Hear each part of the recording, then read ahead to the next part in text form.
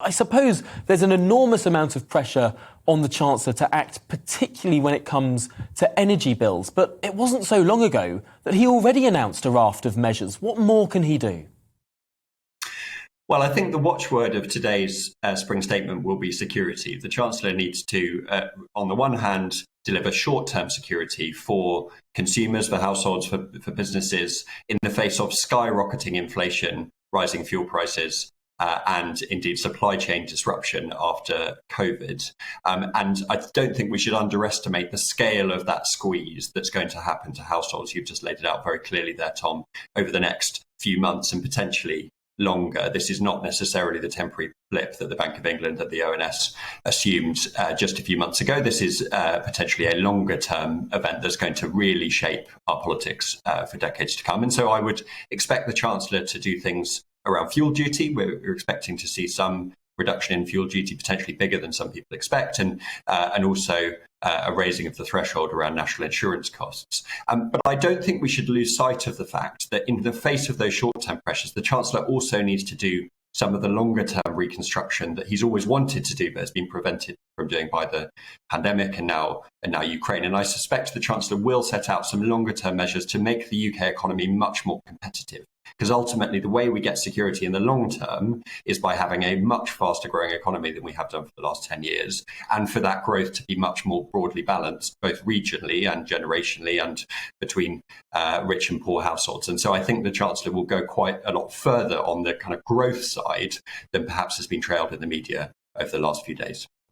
It's interesting listening to Rishi Sunak speaking in Blackpool on Friday. He spoke about the need to encourage more investment and how that really drives growth in the United Kingdom. One thing that has been touted by a number of think tanks is this idea of the factory tax, this idea of full expensing, that we shouldn't tax firms that invest in machinery or sort of goods in order to produce their products. What's your assessment in terms of what the Chancellor is looking at there? Well, as you know, Tom, the Chancellor last year announced something called super deductions, which was a version of full expensing, which is something that we have called for too, alongside a number of other esteemed think tanks. And the idea is that you, as you say, you allow businesses to offset their investment in machinery, plant, and potentially some digital products as well against their tax revenues. So you're incentivizing companies to do that kind of capital investment, that technological investment that really drives productivity growth. I know the Chancellor is personally convinced that that is one way we can raise our underlying rate of productivity. The problem with the super deduction tax that the Chancellor announced a few years ago is it was limited. It was only a couple of years long, and therefore the type of investments you're likely to see were the ones that were already planned before it was announced. So if the Chancellor does go further on this, and it is an expensive policy, so it would be a big step for him to do so, it would be, I think, to extend that period or potentially even make it a permanent reduction, possibly not full expensing, because that would be extraordinarily expensive, about £13 billion a year, but potentially going some way towards that. And I think that would be a very positive step to make the UK much more competitive and actually much more advantageous than reducing the headline rate of corporation tax. Is it your assessment that the Chancellor does think we need to be more competitive, that he is worried about growth? Because, of course, the Chancellor and the Prime Minister have again and again from the dispatch box said that we were the fastest growing economy in the G7 last year. And while that was true last year, the forecasts going forward do not look quite so rosy. Do you think that there's an agreement there? Do you think that there's a recognition within government that what happened last year is not likely to go ahead in future years unless there are some pretty drastic changes?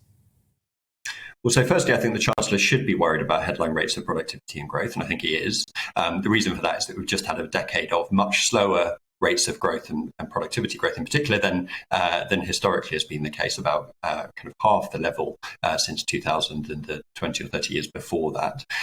So we should be worried, and we should be taking some quite significant steps to unlock growth.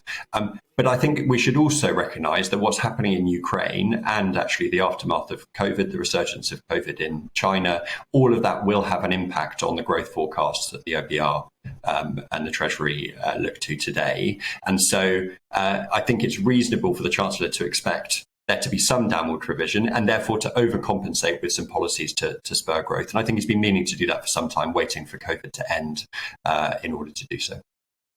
Well, it'll be interesting to see what the Chancellor has to say, of course, at 12:30 today, immediately following Prime Minister's questions. But for now, Will Tanner of the think tank Onward, thank you for joining us on the briefing this morning.